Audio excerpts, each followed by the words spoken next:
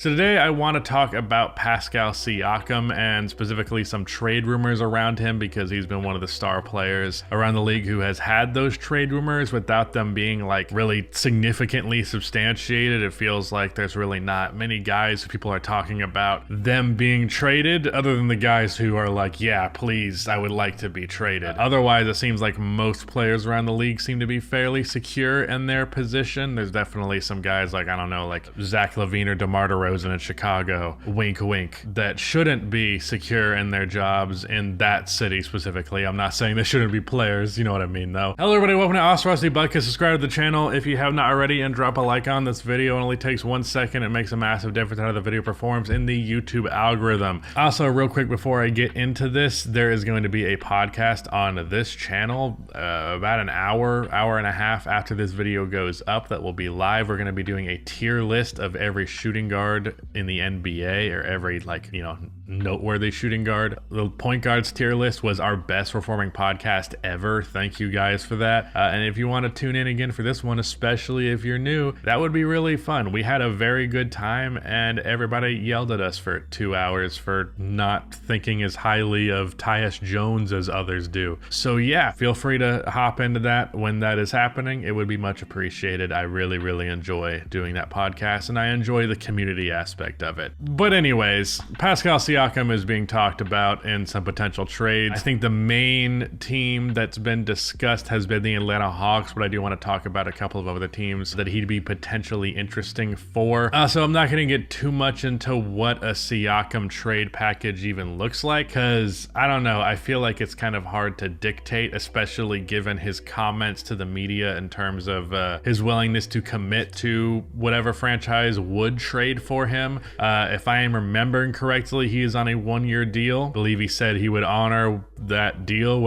if he does end up getting traded. But once that contract is up, he can't guarantee his loyalty from there. It would really come down to that team being an interesting enough environment, one that he likes being in from a personal standpoint, and then obviously from a basketball standpoint, I imagine you'd have to entice him with being at least a pretty good basketball team. I don't feel like many mid-ass teams are going to be trading for Siakam, and if they are, they're mid-ass teams now with the intention of being not mid because of Siakam. But I believe Pascal Siakam is good enough to be, from mid to good kind of guy. Like he's fairly underrated by NBA fans, I would say. I've gone back and forth Siakam a million times on the underrated overrated scale, but the last few years it's definitely been tipping in the underrated direction to a pretty significant degree. I would argue Pascal Siakam is a top 25 player, probably, bordering a top 20 guy. Very good defender, which I feel like he never gets enough credit for. And offensively speaking, really talented finisher, ball handler. His mid-range shots gotten to the point of being one of the best in the league. His 3 ball is really inconsistent and irreliable, which is not ideal, but pretty much everything outside of that offensively. He's also an excellent playmaker. I believe he averaged like 6 or 7 assists per game last season.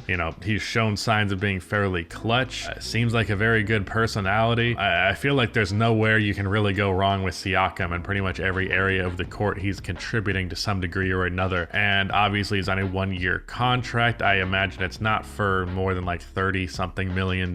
So at this point where contracts are going, that's cheap. You present the opportunity to improve your team in every facet of the game outside of 3-point shooting when you trade for Siakam. So pretty much every team's going to be interested in that to some degree, but given his 1-year contract, given his statement of not going to be committing to anything, I can't imagine you're going to get a ton of value out of him. And I do wonder if because of that the Raptors will ultimately go the same direction they did with Kyle Lowry, where they just let him decide and just had him leave in free agency or not, and he ultimately decided to leave. I felt like that was a bad decision at the time. I hope that the Raptors learned that that was a bad decision and came to that conclusion themselves, but it's very well possible they have not. It seems like the the only action you can really expect from the Toronto Raptors is inaction lately. They really just don't seem to be very ambitious in how they go about anything revolving around their roster. They seem to be going with the flow when the flow is leading them towards mediocrity at best, and you would like to see them push against that, but I guess not. So I wouldn't be surprised if they would just make the decision, fuck it, we're not going to trade him, we're just going to let you ride this out and you can do what you want to do in free agency.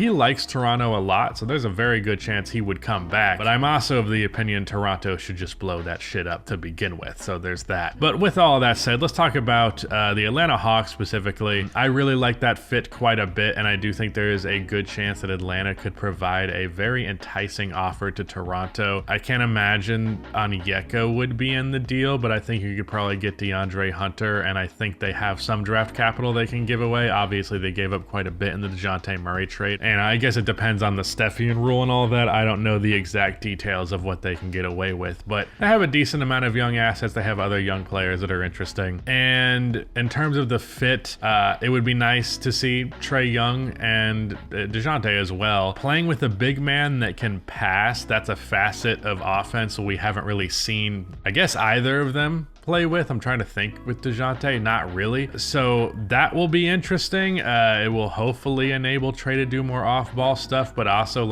I'm specifically thinking high pick and roll and handoff action with Trae Young with his ability to, bomb shots, obviously. So I think that would be a really interesting fit offensively. And then of course, Siakam's a plus defender and a versatile one at that. And when you have defensive guys like Trae Young and Trae Young out there, you want a guy like Pascal Siakam. You want that defensive versatility for, hopefully someone who can bridge a couple of more gaps than a slower footed guy could possibly, or someone who just isn't really contributing much one way or the other and is just a body. So yeah, Siakam's an excellent fit there, and I think they could make a really good trade package for him. They're definitely my number one team that I would expect to land him. Another one that was talked about a decent bit last year, and I think could definitely be really interesting, is the Sacramento Kings. I do worry about that fit where you have Siakam and Sabonis, because with Sabonis, Siakam doesn't really have the playmaking aspect of his game as necessary. Obviously, being able to make the right play all the time is always good, but it might not be utilized to its fullest potential in Sacramento, and that might also result in him just simply having the ball less, where he's an effective off-ball player outside of not being the most reliable three-point shooter, but ultimately there will be many times where Siakam is relegated to being the spot-up guy, and I don't know how well he's going to contribute in those areas. And you add on to it that De'Aaron Fox can be kind of sus from three. I feel like he's been comfortably decent enough for the defense to respect him, but there's a chance, especially if whoever you have at that shooting guard and small forward spot, if they're not lightning from three, you've got a problem. And overall, just spacing wise, there is that concern, but he would dramatically improve their defense. And I think he has, him having the scoring potential that he does.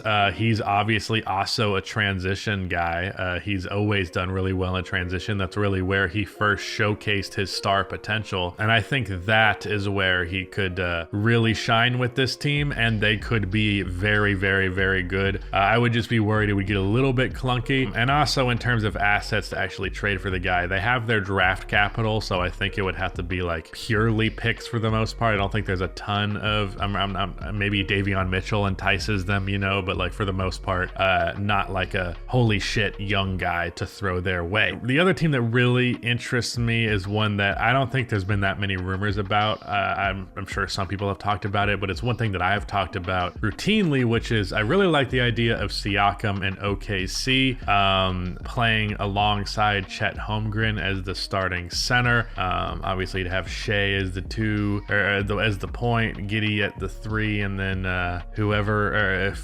what's his name? Jalen Williams. There you go.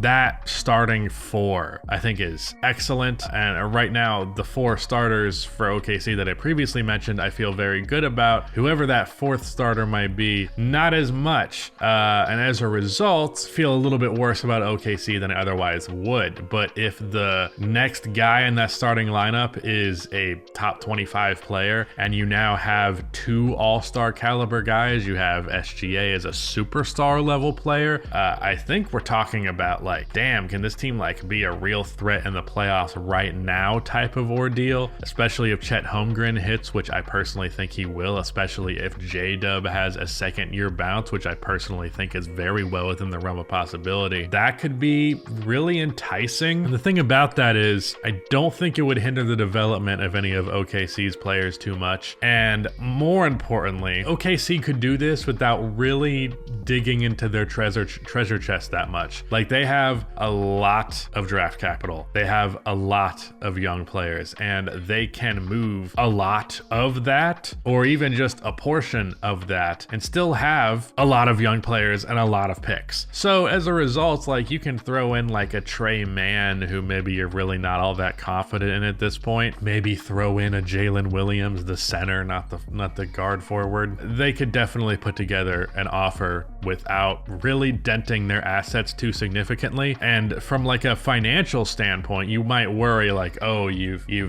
put all that, you've put your eggs into that basket. Now you have to pay for them. And it's like, damn, we would have rather traded for some other player who would have been cheaper, or some other player who would have been better for that contract value, but he's on a 1-year deal. So you can kind of test it out this 1 year, see if you like it, see if he likes it. And if you feel confident enough, you can make your bet from there, but you're not committing to it without having seen it first. You get this trial run where you get to see what the team is capable of with Pascal Siakam, and then you decide what to do from there. And if it turns out what they're capable of is like either a really impressive second round exit or a Western Conference Finals run, maybe you feel pretty strongly about bringing him back, even if it means paying him $40 million a year. I think that's worth exploring. I don't really think there's too many other teams out there that it makes that much sense to trade for Siakam that also could.